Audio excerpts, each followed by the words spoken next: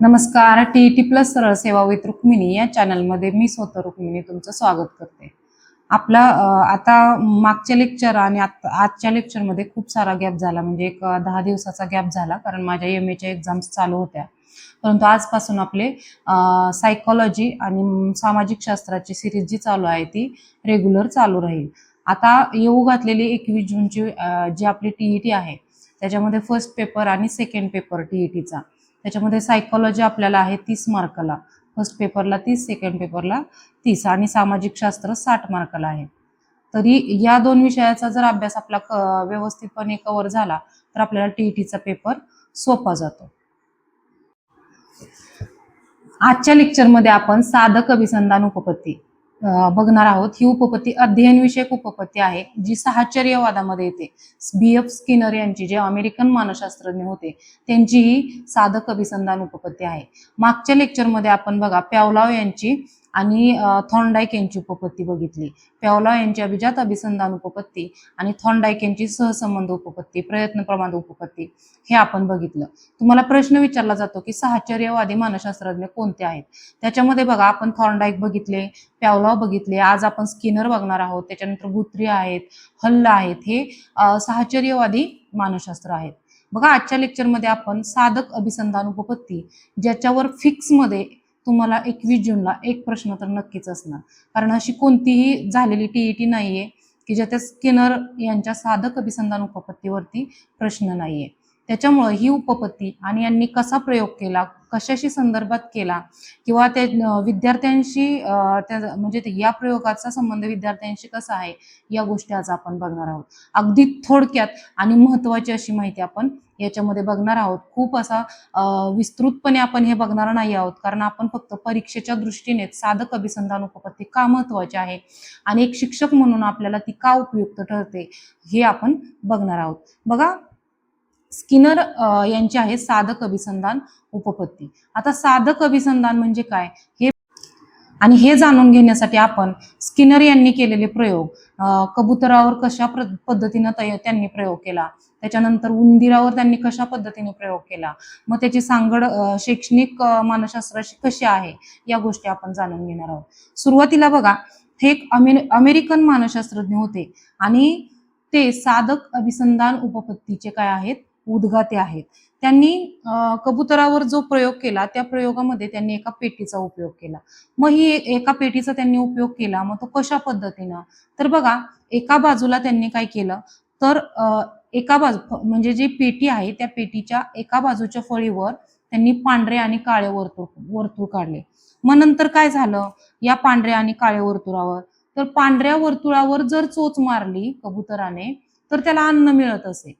म्हणजे कबुतरानं जर पांढऱ्या वर्तुळावर चोच मारली तर त्याला अन्न मिळत असे, परंतु जर त्यांना इतरत्र किंवा इतर ठिकाणी किंवा काळ्या वर्तुळावर इतर ठिकाणी कोठेही चोच मारली तरी त्याला अन्न मिळत नसे. ही क्रिया त्यानं वारंवार केली आणि त्याच्यानंतर त्यानं ते कौशल्य आत्मसात केलं आणि त्याला असं त्याचं आत्मसातीकरण झालं की जर पांढऱ्या वर्तुळावर आपण चोच मारली, जे शुभ्र आहे त्यावरती आपण जर चोच मारली तर आपल्याला काय भेटत आहे, अन्न भेटत आहे. मग जसजसं हे कौशल्य त्याला अवगत होत गेलं तसतसं जे त्याची वारंवार कृती घडत होती, ही इतरत्र चोच मारण्याची ती कृती त्याची काय झाली, कबुतराची कमी कमी होत गेली आणि एक वेळ अशी आली की ते कौशल्य त्याच्या आत्मसात झालं आणि तो फक्त अन्न मिळण्यासाठी पांढऱ्या वर्तुळावर चोच मारू लागला. आता पुढे काय केलं BF स्किनर यांनी, त्याच्यामध्ये अजून म्हणजे बघा विद्यार्थ्यांना एखादी गोष्ट जाणून देण्यासाठी आपण त्यांची जिज्ञासा किती आहे त्या गोष्टीबद्दल हे आपण पाहण्यासाठी त्यांना वेगवेगळ्या प्रकारच्या कृती आपण त्यांच्याकडून करून घेत असतो. तसंच हे साधक अभिसंधान जी उपपत्ती आहे ती आपल्या शैक्षणिक क्षेत्राशी खूप निगडीत आहे. मग BF स्किनर यांनी पुढे काय केलं, तर त्याच्यामध्ये अजून ऍडिशन केलं आणि त्याच्यामध्ये त्यांनी काय केलं, याच्यामध्ये लाल दिवा आणि हिरवा दिवा त्यांनी काय केला त्याच्यावरती त्या पेटीमध्ये बसवला. आता लाल दिवा लागला आणि जर पांढऱ्या वर्तुळावर कबुतराने चोच मारली तर त्याला अन्न भेटत नव्हतं, परंतु तीच जर कृती हिरवा दिवा लावला आणि हिरवा दिवा लागला आणि पांढऱ्या वर्तुळावर चोच मारली तर त्या कबुतराला काय मिळायचं, अन्न मिळायचं. असं BF स्किनर यांनी या प्रयोगातून सांगितलं. मग आता याचं काय इथं काय झालं कबुतराचं, तर त्यानं कौशल्य ते काय केलं, चांगल्या पद्धतीने आत्मसात केलं. परंतु ते कौशल्य आत्मसात करत असताना त्याची जी कृती आहे ती वारंवार घडत गेली आणि त्या कृतीतून त्याला एक्झॅक्ट कृती काय केली पाहिजे ते समजलं. म्हणजे त्याने केलेल्या क्रिया या साधनीभूत झाल्या आणि त्याच्यातून त्याला एकदाच त्या पांढऱ्या वर्तुळावर चोच मारली किंवा हिरवा दिवा लागला आणि पांढऱ्या वर्तुळावर चोच मारली की काय होईल, आपल्याला अन्न भेटेल, ही त्याची क्रिया साधनीभूत झाली. यालाच म्हणतात साधक अभिसंधान उपपत्ती. BF स्किनर यांची साधक अभिसंधान उपपत्ती. आणि त्या उपपत्तीमध्ये त्यांनी उंदरावर देखील प्रयोग केला आणि कबुतरावर देखील प्रयोग केला. आता हा आपला झाला कबुतराचा प्रयोग. परंतु आता दुसरा प्रयोग त्यांनी काय केला उंदरावर, तर हा अगदीच डीपली आपल्याला लक्षात घेणं गरजेचं नाहीये. परंतु कबुतराचा प्रयोग जो मी सांगितला तो तुम्ही मी सांगितलं इतकाच लक्षात ठेवा, फक्त त्याच्यापेक्षा एक्स्ट्रा काही लक्षात ठेवण्याची गरज नाही. आता उंदरावर ज्यावेळी त्यांनी प्रयोग केला त्यावेळी काय व्हायचं की आवाज केला जायचा आणि त्या पेटीमध्ये दांडा दडपला की त्या उंदराला अन्न भेटायचं. या प्रयोगामध्ये इतकंच लक्षात ठेवा फक्त. म्हणजे बघा, एखाद्या उद्दिष्ट प्राप्तीसाठी किंवा विशिष्ट उद्दिष्ट प्राप्तीसाठी कोणकोणत्या क्रिया केल्या जातात, त्या कशा पद्धतीने केल्या जातात, वारंवार केल्यानंतर ती क्रिया एकाच याच्यावरती किंवा आत्मसात कसं होतं, त्याच्यातून कौशल्य आत्मसात कसं होतं आणि त्या विशिष्ट उद्दिष्ट प्राप्तीसाठी एखादी केलेली क्रिया साधन म्हणून कशी उपयुक्त ठरली, त्याला म्हणतात साधक अभिसंधान उपपत्ती. ती कशा प्रकारे साधनीभूत झाली तिला म्हणायचं साधक अभिसंधान उपपत्ती. आता बघा, या साधक अभिसंधान उपपत्तीमध्ये क्रमान्वित अध्ययनाची जी कल्पना आहे ती कल्पना खूप महत्वाची आहे. क्रमान्वित अध्ययनाची कल्पना ही या मूळ प्रयोगावर आधारलेली आहे. म्हणजे काय, तर एका वेळी एक पायरी त्याची पडताळणी कशी केली जाते किंवा त्याच्यासाठी सक्रिय प्रतिसाद कोणत्या पद्धतीने दिला जातोय, हे देखील या क्रमान्वित अध्ययनामध्ये क्रमपाठांची मांडणी कशी केलेली असेल या गोष्टी याच्यामध्ये उपयुक्त ठरतात.